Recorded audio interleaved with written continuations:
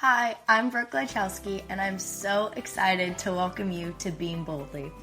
As an NCAA Division I gymnast, I know firsthand what it feels like to carry the weight of performance, expectations, and identity. Here, we're going to talk about all of it. We're going to talk about mental health, performance anxiety, NIL, resilience, and of course, how faith is our foundation that carries us through all of that. Whether it's stepping onto the beam in competition or just stepping out in everyday life, we are called to live boldly, and we're called to let our light shine.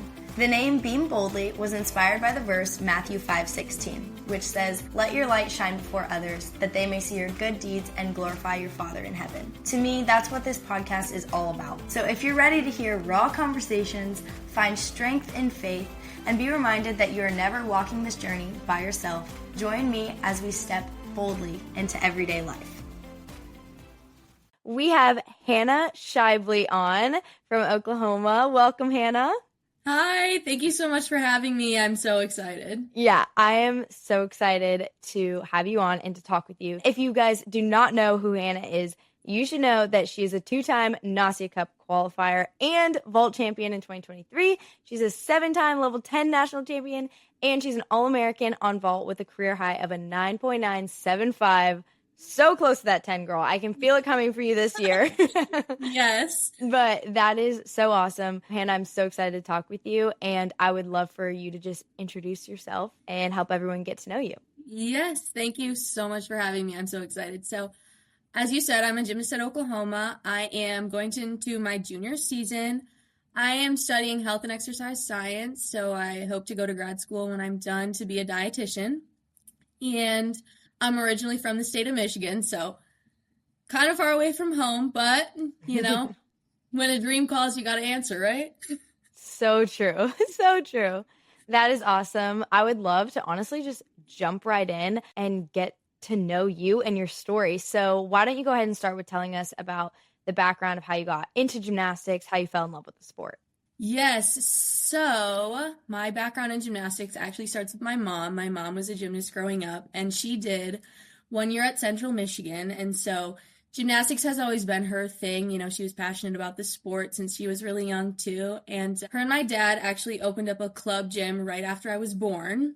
Oh, wow. So, yes, I was coached by both my parents. Aww. Since I was really little. Yep, they took me all the way from level 4 all the way up to level 10. I was coached by my dad on vault, my mom on bars. So I've been a gymnast ever since I was born. I was basically born into a club gym. I think I was 3-4 months old while my parents' gym was under construction. So yeah, so there's never been a time without gymnastics for you. No, not at all. Nope.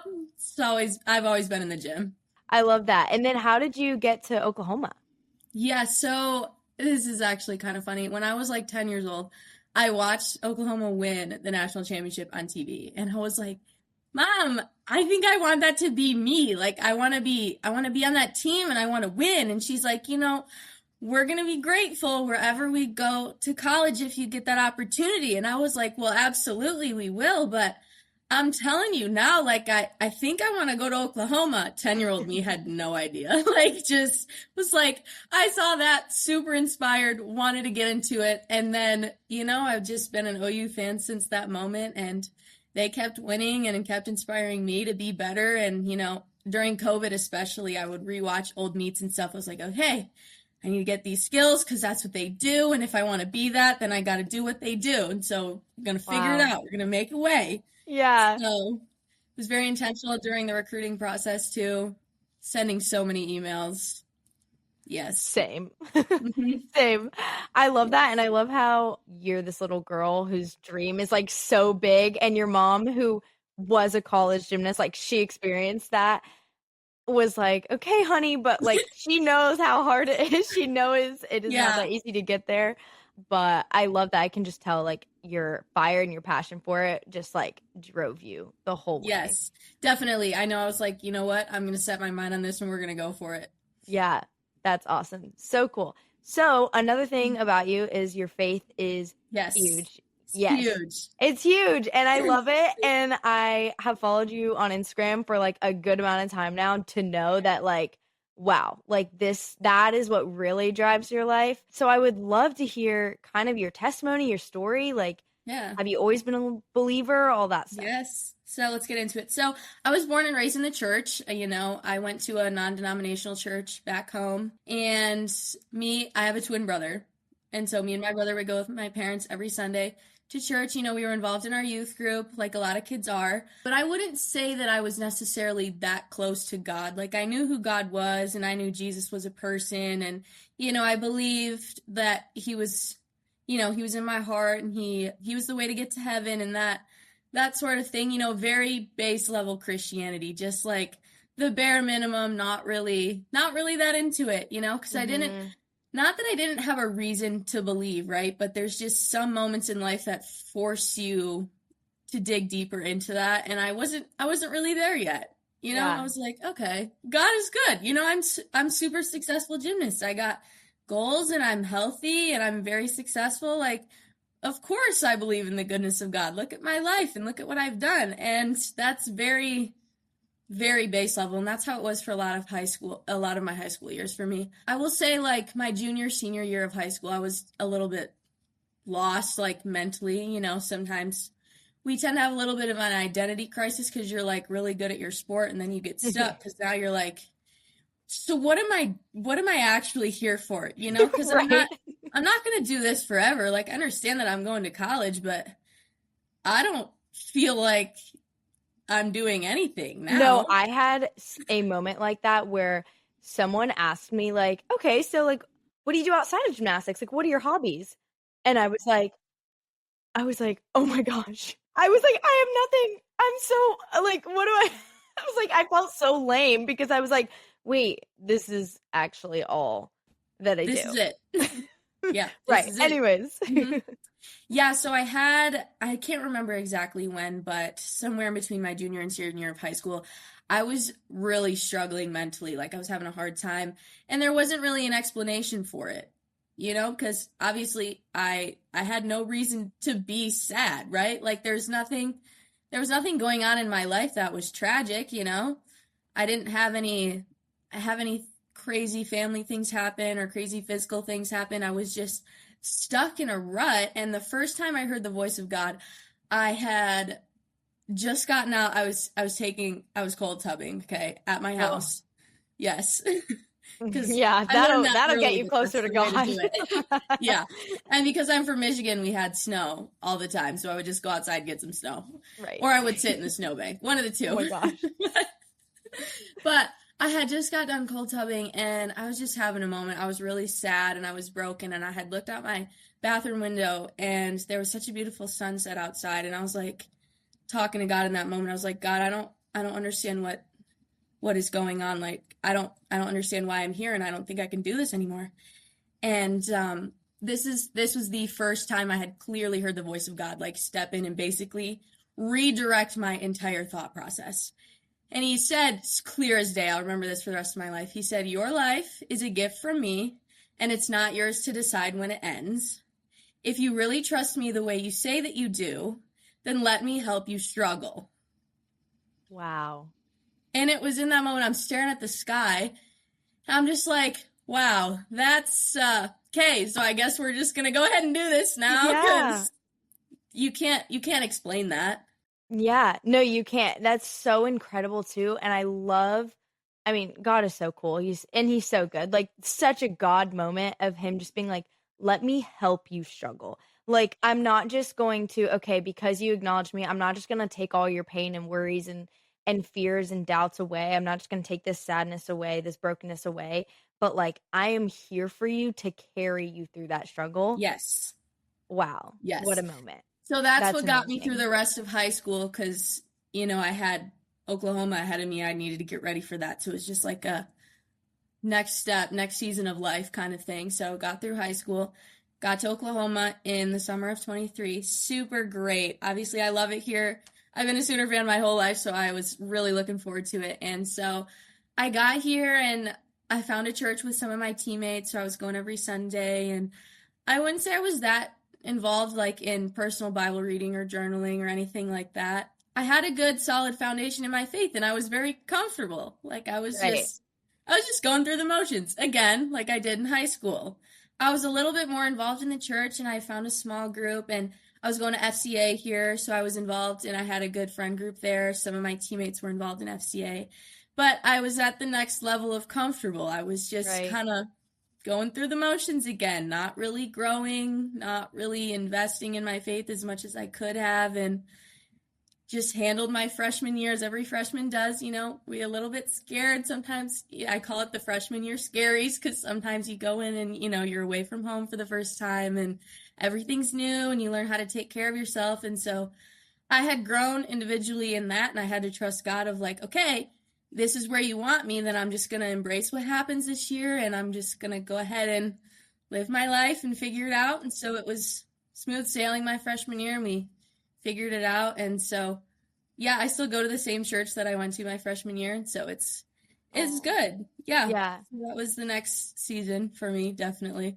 Yeah. And that's so interesting because, like you said, you had this huge God moment, and then a lot of times we feel that, and then it kind of starts to like wear off a little bit, because if you don't hear that like every so often, you're like, all right, well, I guess I just gotta wait around for him to like say something again. Like, guess I'm just waiting on God to speak again. Yeah. When first of all, he's like speaking through his word and through people and through all these things every single day, every moment. But also that led you into this period where you are attending all the right things, right? You're going to all the right things, you're doing the right things. But like you said, you're kind of just like going through the motions. And it's not that those things are bad at all. Not at all. It emphasizes the importance of your personal relationship. Absolutely. With Jesus. It was mostly just like, I was told I should do this, and I did this growing up, and I know that it's good for me because I heard from God. So I know that this is something I want to keep in my life, but I guess this is what it is. Right. And there's still that part of you that's like, all right, but I'm still a little empty. Yeah, I'm still a little bit empty. I'm still a little bit empty. I know there's still something missing, but I'm doing all the right things. Yes. Yeah. So how did you kind of get out of that? Yeah. So I rode this comfortable little ride that I was on with the Lord until September of 2024, when I tore my Achilles. That was the moment for me. A gymnast nightmare. I had never had a major injury before, or even a minor injury, like never broken a bone, never had a concussion, nothing like that. Wow. I was completely healthy my entire club career. So this was a shock for me. My first injury like ever, and it was a major one, right? Not only that, but I had never taken medicine before. I had never had surgery, never had an x-ray, like no medical history whatsoever coming in. Like the only thing, I had been to the eye doctor because I needed prescription contacts, right? So that's really the only crazy on its own. Yeah. I'm like, you are like one in a million of gymnasts. Yes. Wow. Completely healthy my whole club career. So that was a shock for me. And so it was that moment where I was like stuck, like really stuck. Because it's like, okay, God, you brought me here to Oklahoma for gymnastics, clearly, because you gave me this talent. Like, I know this talent's not mine. Like, I didn't just so happen to get good at it. Like, it's a gift. All of us that do gymnastics at this level are very gifted. Such a special talent to have. And so that was a turning point for me. I was like, okay, this is about to be really hard, and I think I should take this whole walk with the Lord seriously, because I just have this feeling that this is a problem only God can help me with. So maybe I should start taking this seriously. And actually, my mom flew down here before my surgery, and it was the morning of my surgery, and I remember praying with her. She was holding my foot, and she was asking God for a miracle. And when she was done praying, obviously I had prayed the same prayer that she had, because nobody wants to have surgery, right? And so when she was done praying, I prayed the boldest prayer I probably ever have. And it kind of caught me off guard, the fact that I said what I said, but basically it went something like this. God, I know you would have given me a miracle if I was supposed to have one, because I know you hear me when I ask for things from you. And since you didn't give me one, I know that this is a journey you have me on. So if I don't learn what you want me to learn through this process, May it happen again. I just That's got what I chills. said. That's what I said as my mom was holding my Wow. foot the morning of my surgery. And the amount of peace I had in that moment is something I cannot explain to anyone. Because it was just like okay, hands off the wheel. Because I have no idea what's about to happen. Never been under anesthesia. Like, I was probably the most scared of my life up to that point, like, when I was about to go under. Because I don't know what's going on. Right. I don't have a clue. Yeah. That's incredible. Just like the ultimate surrender. Yes. Ultimate I had to surrender. in that moment because I will admit I'm a little bit of a control freak, right? And so in that moment, I realized the only way that I could get through that was just to be bold. That was it. And almost like the only thing you could control was giving your control away. Absolutely. Like, yes. that was I was the only like, thing. I can't, Right. and I'm not even going to try anymore. Right. It was like so much more comforting for you to just give up the control than to try and continue controlling it. I also just cannot get over like the boldness of, like I literally just said before this, tearing your Achilles in gymnastics is like a gymnast nightmare. Like, seriously. Everyone talks about it. Nobody wants it. Yep. Like, we don't say that word on our team. Like, it is like, no, nobody wants it. It's like, it's just horrible. Like, it's just so sad.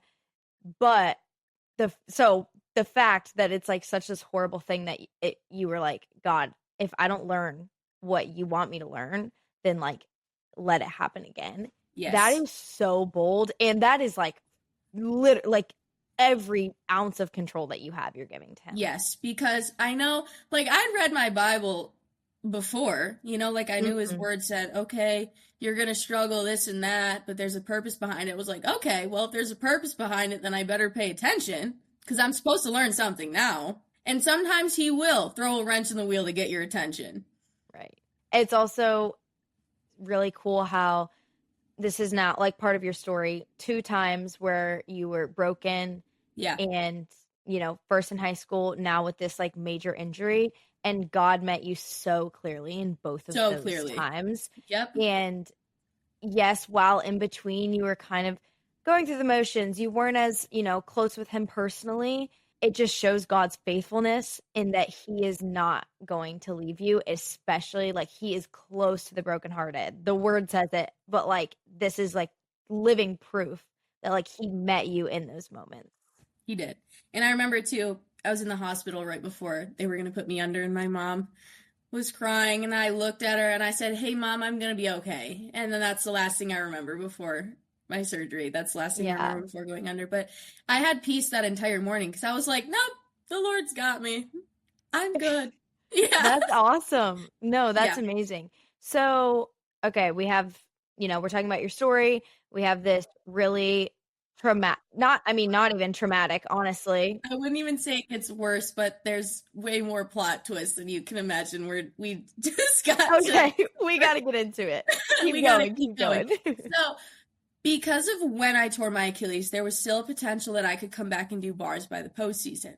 Because I tore it in September, I had surgery early October, so we're counting like, okay, 6 months, I could be ready to land a bar dismount by then. Like, we'll just have to see what happens. So immediately, that was a motivating factor for me, like gymnastic success always has been. So I was like, yes, I got the peace of the Lord, and, you know, I know I'm supposed to learn something through this process, and I was motivated in my recovery because I was like, you know what, my sophomore season is not going to waste. I could do something in postseason, so we're just going to focus on that and try to get better for my team so that way I can participate for the big moment. And so that was my focus. We're going to come back. We're going to compete. I was trying to make a lineup, and so that's what I did, like workout focused, recovery focused. It was all trying to come back. So my focus till about March, I would say, is when I got my eye infection. So yeah, right before we were going to come see you in Georgia, right. we had a home meet, and the next day my right eye was a little bit aggravated, and I was like, okay, you know, I wear contacts. I might just have a sty in my eye or something. And so I was like talking to my trainer about it. She's like, okay, well, just take your contacts out and we'll just see how it is. We'll get you to the eye doctor tomorrow. And so my eye went from completely normal, like what it looks like right now, to completely swollen shut in about 24 hours. Okay. Wow. So the next morning when I woke up, like it was completely swollen shut. I was up every hour just cleaning my eye off because it was hurting so bad. I was in an unbelievable amount of pain. So I went to the eye doctor, and when you hear words like, I'm going to go get someone else to take a look at this, or, yeah, this doesn't look good, or something like, we've never seen this before, this is really strange, you know, you kind of sit there and you get a little bit freaked out because you're like, you guys are professionals and you've been doing this a long time and you're trying to tell me you've never seen this before. Okay, that's a little bit scary. Right. And I'm sitting there like, can't see. I am super light sensitive, so I've got a headache. It felt like what I imagine a concussion would feel like. I had a little bit of a fever going on because of the infection, because what I had was an infection. I had scratched my eye, probably taken my contacts out, and I got a super bad infection right in the middle of my cornea. So I was put on antibiotics initially, and then I was tested when I got my eye scraped. Like, they had to numb my eye and they had to like scrape the surface of it to figure out what kind of bacteria it was. So I got the culture back, and so they got fortified antibiotics for me, so I was on those for a little while. And so after they got the infection to calm down a little bit to where I could open my eye a little bit more, they sent me to a corneal specialist to get checked out to see what was really going on. So talked to her. I was put on different eye drops. I've been on so many different eye drops. Like, it's been quite the experience. So what I thought was going to be a gymnastics comeback was actually like now completely gone because I had to be out of the gym completely. I had to stop all exercise for a week because my eye was so swollen they didn't want anything to burst. Wow. So I had to be out of the gym completely. And then 2 weeks after that, I could just do conditioning. And I wasn't even in the gym, so I had to condition outside. So during the most important time of season, I had to be away from my team. So now I'm away from my support system and the sport I love. And now I'm like, okay, so we're not going to do gymnastics competitively this year. Now what? Yeah. Now what? Now we're stuck. So that was interesting. Got the infection cleared up, I would say a couple of weeks after that, but I still have some scar tissue in my eye, so I wear a special contact lens so I can see clearly. Wow. And so it's going to probably impact my vision for the rest of my life. So that completely took away my ability to physically see. And I tell people now, it's like, in moments I couldn't actually physically see are the moments where I saw God in different ways, because it's like now what am I supposed to learn kind of idea. Right. Like, almost like I can barely read. Can't even read. You can't see, I can barely read. Yeah. So, no, that's actually really interesting. Would you dive into that a little bit more? Yeah, so it was when I said I was the most scared before surgery, like, yes. But the next moment when I was the most scared I've ever been in my life was, I don't know how much of my vision I'm going to have back. Because I could hardly open my left eye because my right eye hurt so bad. So I was, terrified. I was like, I don't even know how much I'm going to be able to see. Am I going to be able to do gymnastics again? Like, am I going to see enough for that? I don't know. And that's like not even gymnastics altering, but like life altering now. Like, now we're talking bigger. Now we're talking blind. Yes. Right. That's concerning. So unpack what it was like to hear from God, or like learn about God in different ways when you like literally couldn't use your vision. So I will say, like, if we back up a little bit, I'm sure you saw what I recently posted on Instagram about walking, going for walks all the time. Yes, and I want to dive into that because I was like, she posted this just before she comes on to Being Boldly. Yes. That's perfect. We're going to talk about that. Yes, we can talk about this now. We can back up a little bit. So when I was first cleared to walk in shoes, it was late December. So we had just gone home for Christmas, and I was in shoes back home, which was nice. I still had to walk in a boot in the airport and stuff because my foot wasn't quite stable enough for long distance. But I came back after our Christmas break, and I was like, okay, well, now that I'm cleared to walk in shoes, I'm going to do what I can to help my foot get stronger because, at this point I was still, we're going to make a gymnastics comeback kind of idea. Right. Plus, when you are going through so much uncertainty, sometimes anxiety tends to get in the way of a lot of things. Like, I was just sitting around anxious for no reason, like just worried about everything. Am I going to do it? Am I going to do this, that, the other thing? Just trying to figure out what I can hold on to for some certainty and some clarity, which I wasn't getting the idea at the time that clarity is optional. Obedience isn't. So Wow. I'll learn that later on. But I started going for walks because I was anxious, and I was like, this is good for my foot too. So it was a 2-for-1. I'm, going to go talk to the Lord outside, and I'm going to help my foot get stronger. And so that definitely really helped. I obviously had to start a shorter distance, but just walking, talking to God, sometimes it got ugly.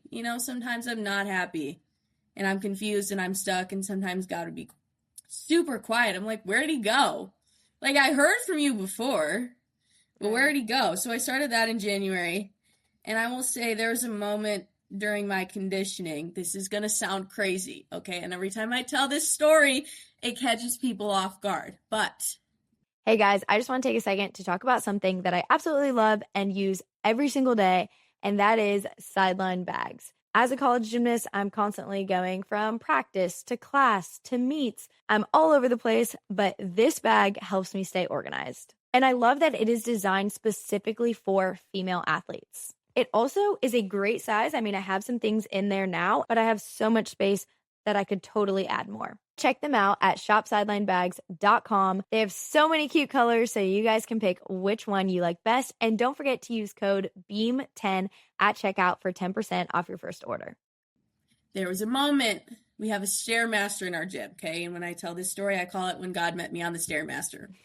This is going to sound insane, but when I put the pieces together, it's going to make a lot of sense. So I was just going on the Stairmaster doing 30 minutes of cardio that I had at the end of my conditioning list that I was given, right? So I was just going to go ahead and do that, and then I was going to be done. But I was going to finish early because I didn't have anything left to do. So, I was almost done, and I get prompted with this question of, what are you going to tell them? And I was like, what does this mean, Like, I didn't ask for help in this moment. I didn't ask to be prompted because my focus was gymnastics comeback, right? I wasn't focused on learning anything quite yet. It's like, what can I do to be in lineup at postseason? Right. But this was what are you going to tell them? I was like, what does that mean? And it was like, what are you going to tell your teammates when they see you done, not doing anything, and they're still working, trying to get ready for season? I was like, I don't know. And the other thing too is like, what are you going to tell yourself when you look in the mirror knowing you could have done more today?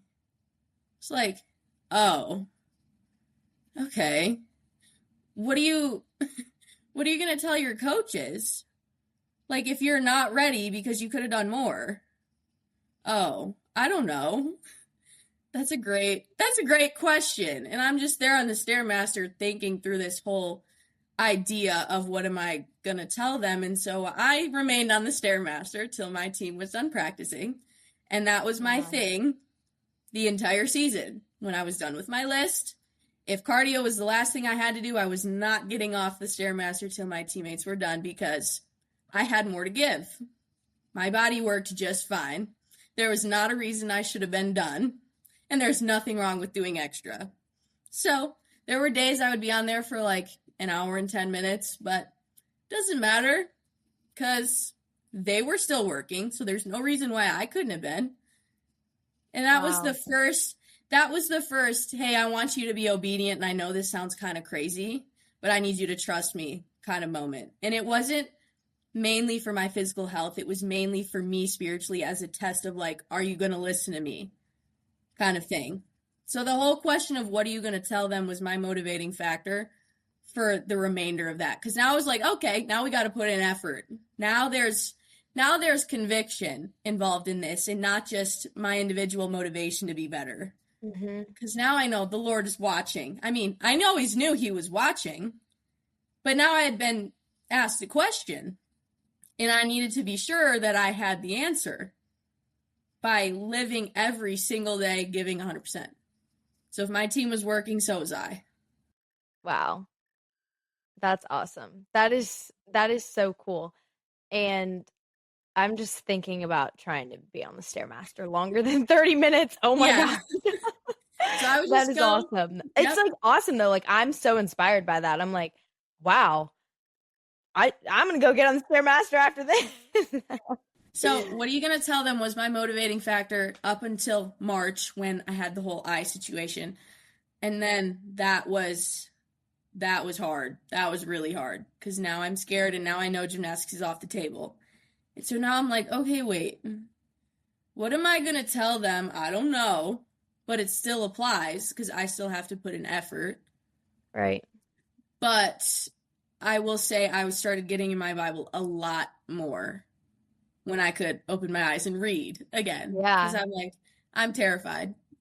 And it's just the reality check of, okay, you know, my ability to walk was gone for a little while, but that was only like 6 weeks. But now it's like, hey, I could take your vision too, by the way, just in case you got comfortable again, kind of idea. And I was reading the book of James, I would say probably like the entire thing, like every other day, just to get inspired by a book that, you know, seems to be rooted in the idea of, hey, you're going to suffer, but you're going to be fine. Right. Kind of idea. And this necklace I actually got from one of my teammates as a Secret Santa gift. And it says James 1:12 on it. And, you know, you just posted that verse and what it means to me. And I think even to this day, it's so special just because it's such a blessing to struggle with the Lord because he can teach you so much when you have to rely on him. Like when you don't have a choice but to trust him because there's so many things out of your control happening, he can just work and move in ways that you have no idea are possible. Yeah, that's amazing. I love hearing you talk because I am like holding on to bits and pieces that I live too, like in my story that are very similar to what you're talking about of getting to the point where you are like, okay, now I actually have nothing else. I actually have no other option but to like open my hands and like let the Lord have it. And it's so interesting how he always comes in those moments. But when we're comfortable and we're just moving along, we often like lose that how can I be obedient? How can I be disciplined? And how can I just like spend genuine time with the Lord? But then that was me walking genuine time with the Lord. Right. But then when life hits, when these unfortunate circumstances hit, it's like, oh my gosh, now I'm being reminded of how much I need him because I can't do this on my own. And this is proof that I can't do this on my own. Yes. And another thing too that I was reading a lot, this actually happened during one of my walks. There was a morning it was freezing. Okay. It was cold. And I was like, okay, maybe it'll be warm later. No, it got cold later too when I usually walk. And I was like, I don't feel like going. Right. And I was like, you know what? I got to go anyway because I told myself that I was going to do this to have some structure in my life. So I went on this walk in the cold. I didn't want to be there. And I was like having it out with God. Like I was just like so upset. I was crying in public, mind you, outside. So oh my gosh. I was just having a moment on my walk, but you know, it happens. And sometimes you have to be willing to be vulnerable with God because he's going to wait for you to open that door first. He's not going to make you open it. He wants to hear from you in your most raw form. And so I was just being annoying. I was complaining to God about, you know, how I hated my situation. And he kept interrupting me with a single word, and that was Job, like the name Job. And I didn't want to hear it, and I just kept going on. And he said it about 3 more times before I got the idea. I was like, Job, what is it about Job? So I had my phone in my hand, right, because I was on a walk, and I opened the book of Job, and I was like, oh, I get it now. This is supposed to be my example of somebody who went through way worse than me and endured all of it, and remained faithful. And when God said, take that literally, I was like, oh, okay. Job, take that literally. Right. Suffering because you're testing me. Mm-hmm. Right, because you're not punishing me. And 2, if you look in the Bible, often punishment tends to be loud and tests tend to be quiet. That's good. So if you think about it too, it's like God's gonna be watching to see what you do when you're tested, just to see if you're gonna remain faithful. Because the enemy doesn't necessarily know what's in the future. He's just gonna try to get you to self-destruct. Because if he can get you to self-destruct, then he's got you. Especially stubborn people like us, right? Like, I will say gymnasts are some of the most stubborn people, and like, you know what? We know what we want. We're gonna go get it. Right. We're very motivated people. But if the enemy could get me to redirect my own motivation into basically nothing, he could have me. But when you know that's the way he's trying to get you, then you know how to fight correctly. And so reading the book of Job of like, nope, I'm just being tested because the enemy got permission to put his hands on me, then I know that it's me and God versus him, not God versus me. Right. So true. And I just want to point out that when God is like testing us, he's like still just as close as he was before. Like, he's not testing you to be like, "Ooh, am I going to get her?" When you know, like, oh, I bet I'm going to trick her with this one. Absolutely. Like, he's not playing that game. He's just giving you the opportunity almost to like take control of your faith and be like, going back to control, I have the control to surrender, so I'm going to surrender.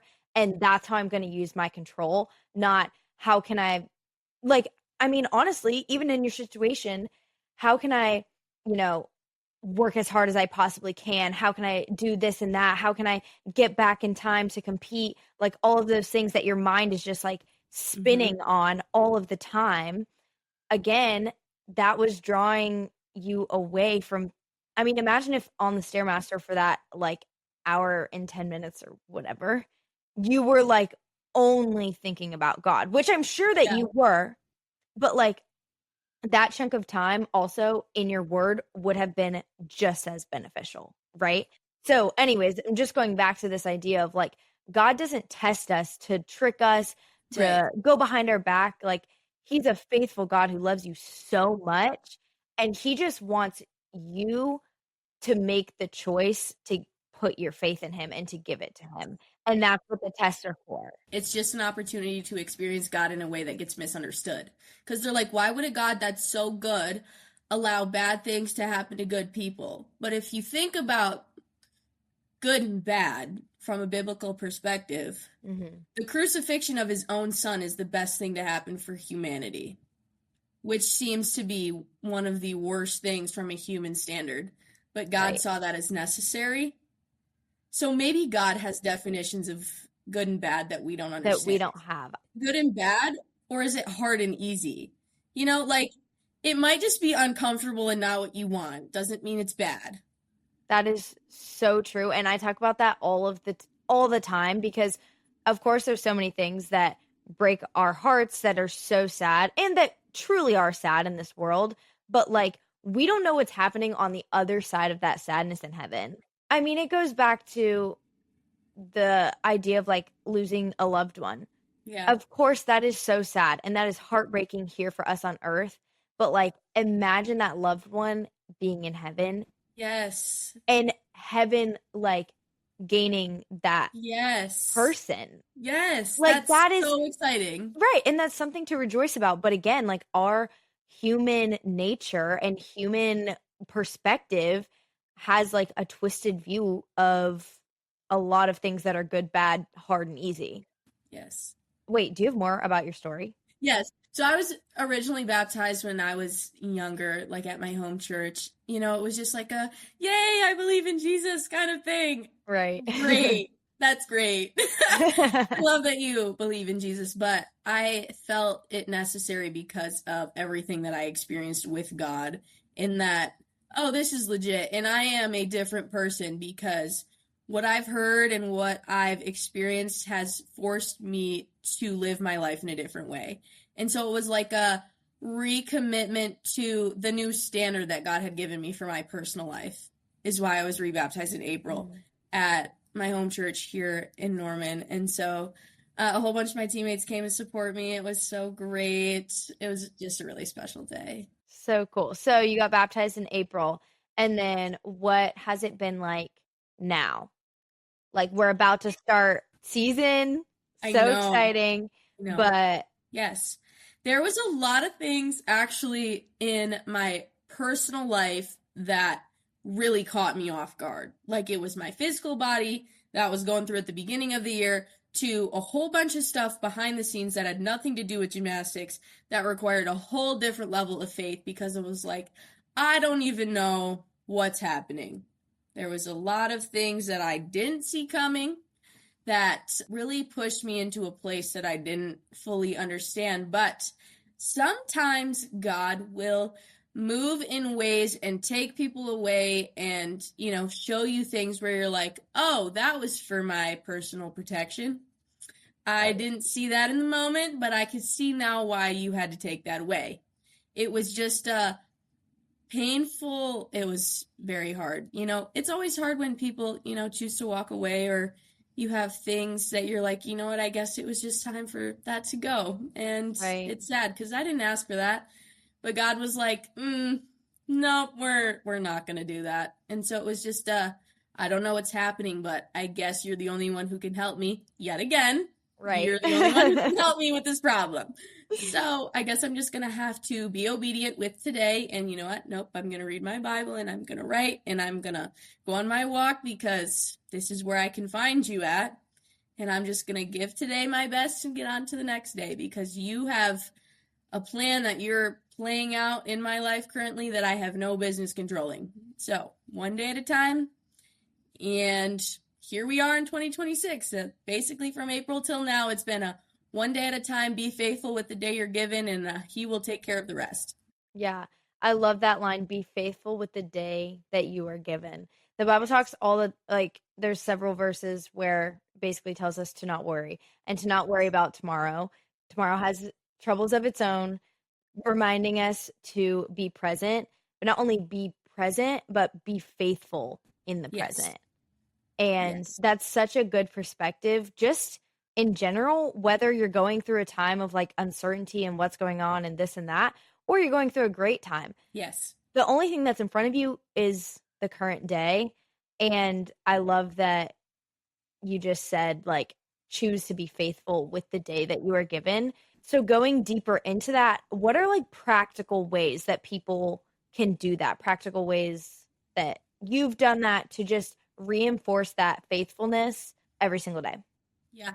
I think for me, it's that, when his word says to call on him and he will answer, okay, that's what I'm going to do. Like, I can't hear from God. Okay. He gave you 66 books. Are you reading any of them? Kind of thing. Right.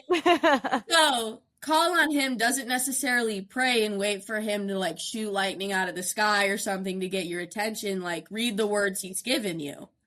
And a lot of times too, like, okay, let me just read his word and get something from that. And almost every single day I learn something new just because I read the Bible. That's it.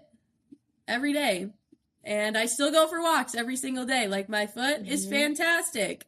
I'm not nearly as anxious as I was before, but I still go on walks now. Why? Because I talk to God and we have great conversations sometimes. Like, that's just, it's now another good habit that I've developed from such a low moment. And it's something I will continue probably for a long time. Yeah. I love the prayer walks. I actually went on one yesterday. It was so great. But it's good because, of course, you're moving your body, but you're also, like we were saying before, just spending genuine time with God, genuine time with him, where, again, you're able to talk, you're able to hash it out with him when you're not happy because, I mean, we are human and God created us in his image. And guess what? He has emotions, so we have emotions. And so just like showing God our emotions is so good and a great way to stay faithful and stay close to him. Yes, I will say it was hard for me initially to, like, let's say, let it get ugly. Because I was like, no, I am so strong and I know God's got me and that's the bottom line. Right. No. Well, and we feel like there's never that easy. It's never that easy. And we feel like there's this underlying, like, level of just, like, gratitude and joy that we should have. Yes. Which we should have. Which we should. Yes. However, that doesn't mean we're always going to feel it, and that doesn't mean we can't show our emotions to God. Absolutely. While gratitude and joy are like steadfast, no matter the circumstance, it doesn't mean that us as humans don't have emotions that we can show God. Yes.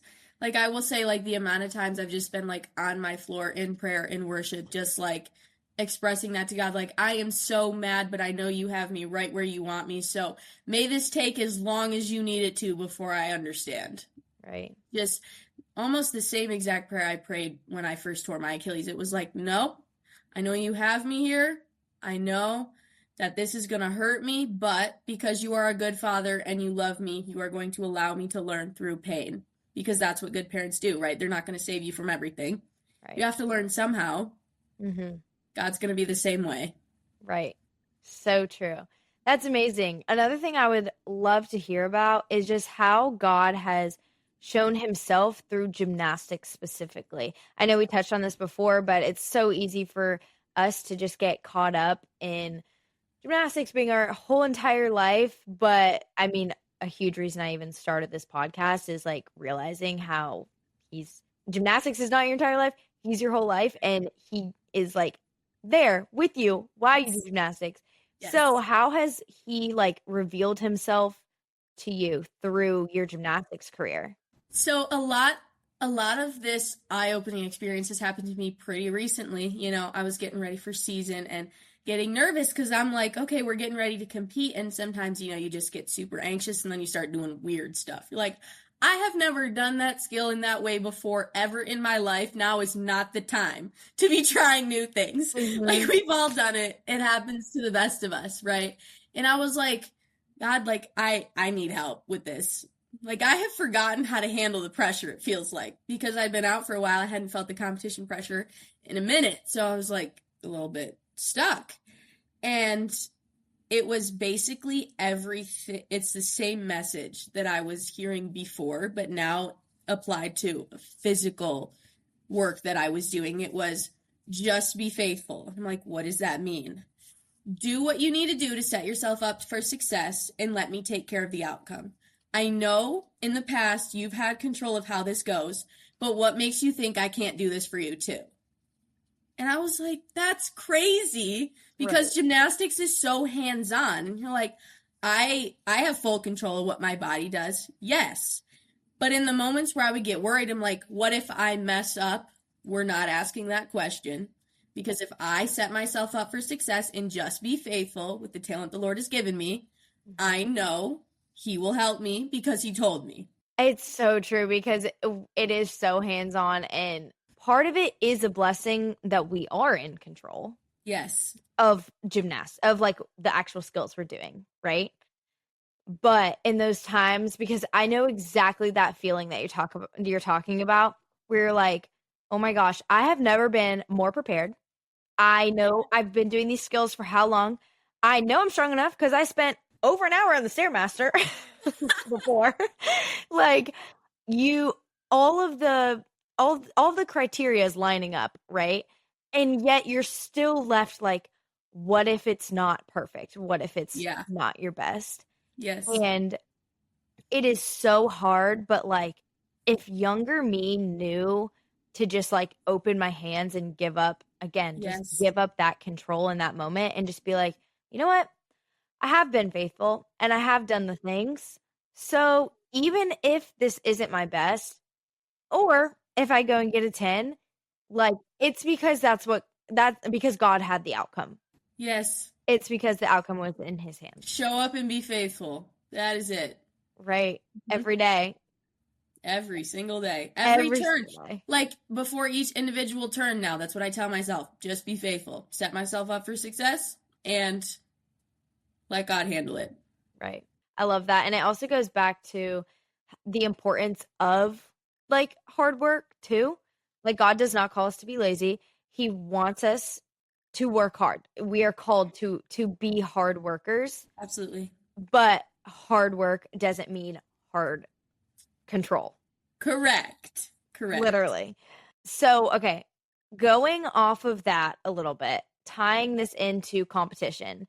It's, been a hot minute since you've been in competition, right? Yeah. But you're getting back, I know the pressure sets, all those things.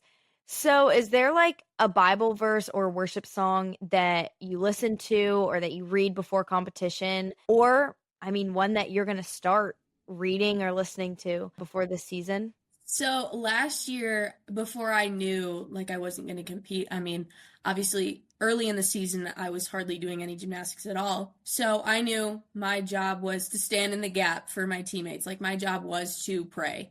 And so before every single meet, I would put a song on loop, and the song is It's Always Been You by Phil Wickham. It's a great song. And I would just continue to play it until I had gone to all 4 events and prayed for success, for safety, for health, for all of my teammates and anybody who was going to compete in that situation, because I was like, you know what? This is the best I can do for my team, and somebody has to stand in the gap for them.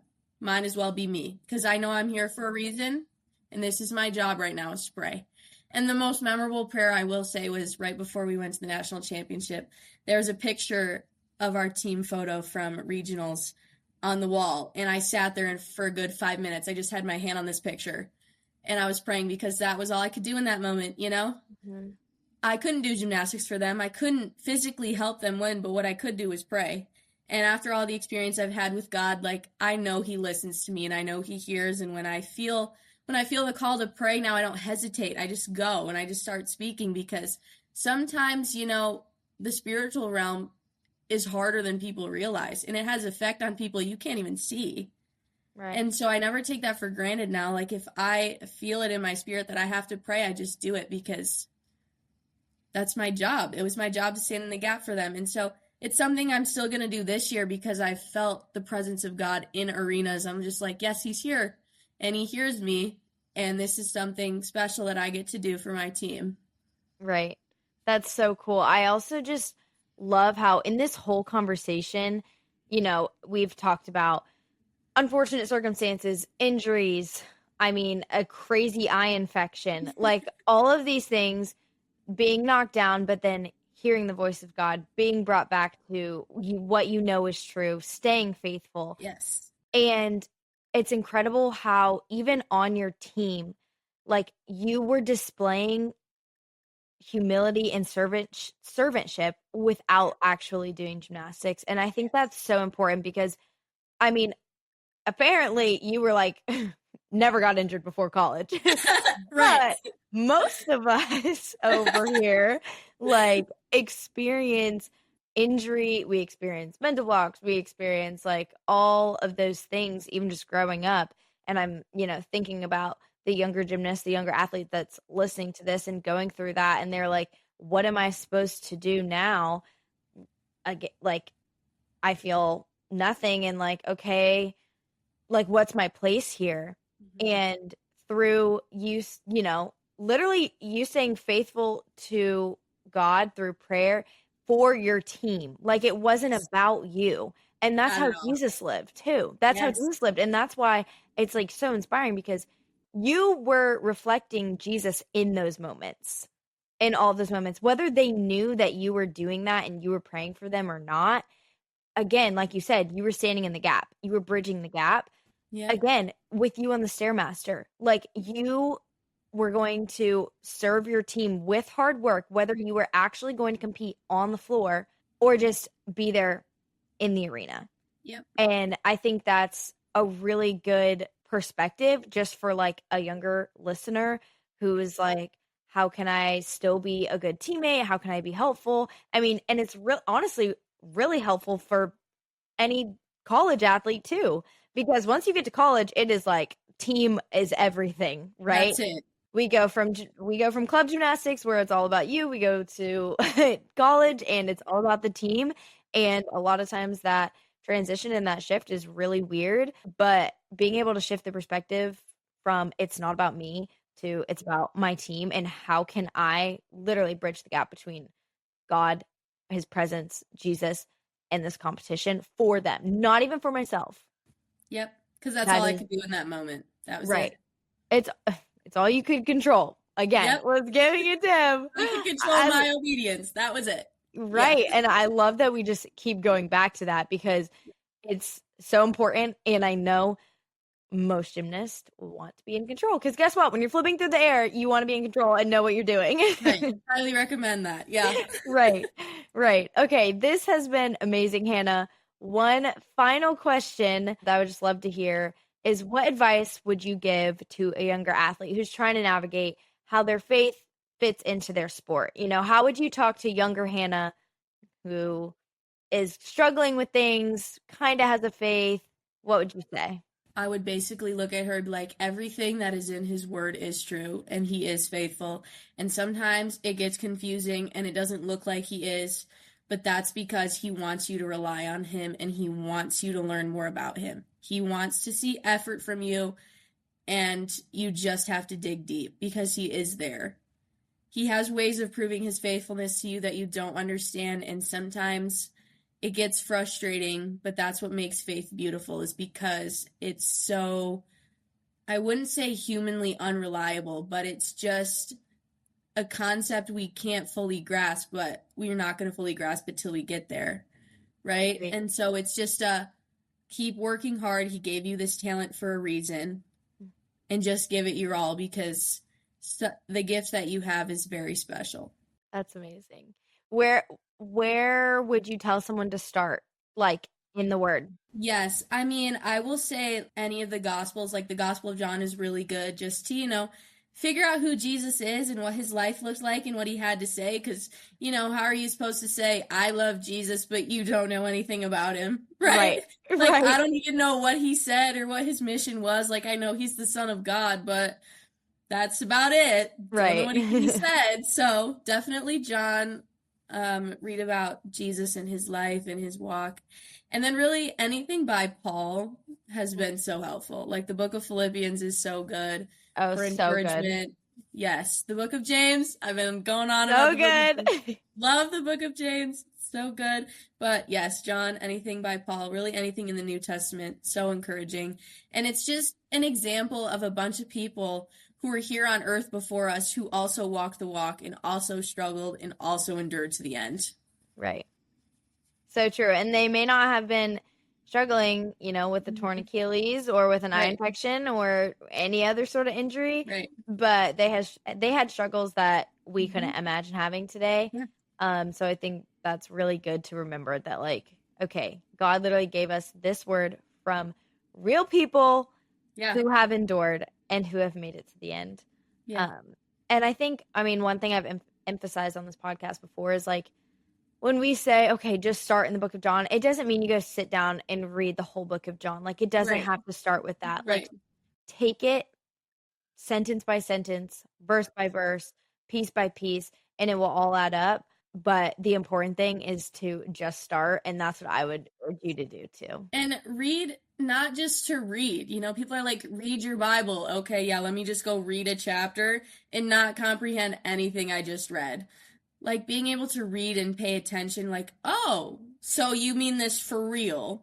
Right. And, like, actually apply it to your life. Because, if you don't apply it, then it can't help you. So true. And, you're going to have questions when you read it. Oh, yeah. 100%. Don't be afraid to ask. Absolutely. Like, honestly, DM the Beam Boldly Instagram. Yeah, like, DM me. I love questions. DM Hannah. Like, we have a connect group, a community on Beam Boldly that you can join, and it's a space where you can ask questions, and I can answer them literally right there. Also, keep in mind that if you have questions, I know another person has a question too. Absolutely. So, we all have questions. I still have questions. I have to text, my pastor all the time of, like, what in the world does this mean? Yes. Yes. So don't be afraid to start and don't be afraid to ask questions. Yes, 100%. Absolutely. Yeah. Okay, before we close, anything on your heart, mind, anything you feel called to say? There's literally so much. Like, when I started hearing from God at this whole process, I started a Word document. It's like 18 pages long now of things that I've just recorded. Wow. Like, that I've heard. Stuff like, God will let you choose mediocrity, something like that. Because, you have free will. And you can make whatever choice you want. God's going to let you. But if you really believe that your talent's from him, then you should be taking it to the next level. He'll let you waste it, though, if that's your choice.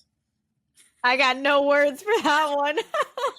That's so true though, because I mean, being gymnast, like there's always points where you want to quit.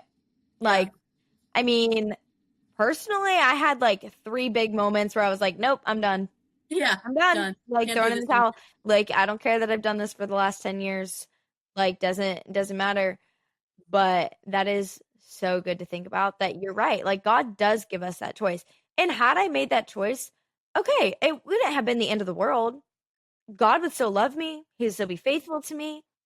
But I wouldn't be sitting here on this podcast right now. Right. I wouldn't have Being Boldly. Mm-hmm.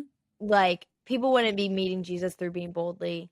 Right. I wouldn't know the girls on my team that I know. We wouldn't be interacting. We wouldn't be meeting. Like, yeah. Right. And that's like just so crazy to think about how when God gives you a gift, like use it. Yes. One more thing. Oh, my mom quotes me on this all the time. I shared this with her.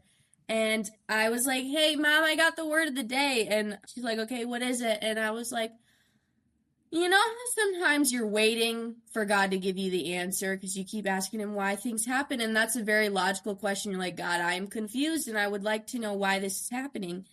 And sometimes God's waiting for you to work with the blessings he's already given you before he can give you more. And so the whole sentence, are you working while you're waiting? My mom and I talk about that all the time. It's a frequent topic of conversation because it's like, yeah, I mean, I was waiting for my body to get better. Was I working with what I could do? You know, was I giving 100% with what I had? You know, and I couldn't see, okay, what could I do? I could walk when it got dark outside. So I would go for a walk, like always. You know, I walked like 10 miles a day when I was out with my eye infection because that's all I could do. So I was waiting for my body to heal, so I was working with what I already had. Yeah, that's so good. And all the time, I think people get caught in the loop of being like, God, will you just bless this and give me this blessing? And, oh, please, if you love me so much, like, bless me with this. Yeah. And quite frankly, that's just not how he works. Right. What blessings do you currently have that you can either use, that you can dive deeper into, or that you just need to like recognize and sit with and just be like, wow, this is a blessing I've never recognized before, but it's amazing. And I need to glorify God for that. For me, it was my ability to walk, right? Because I had that taken from me in the year prior. So when it came time in March, it was like, I am so blessed to be standing on 2 feet right now. Let me use it while I wait for my vision to come back. Right. So true. And it's the little things. Yeah. It's the little things. Yeah. Yeah. Awesome. Well, thank you so much, Hannah. This has been amazing. Yes. Thank you guys for listening to Being Boldly. I hope that you will subscribe and follow wherever you listen to podcasts so that you don't miss another one. Bye, guys. Bye.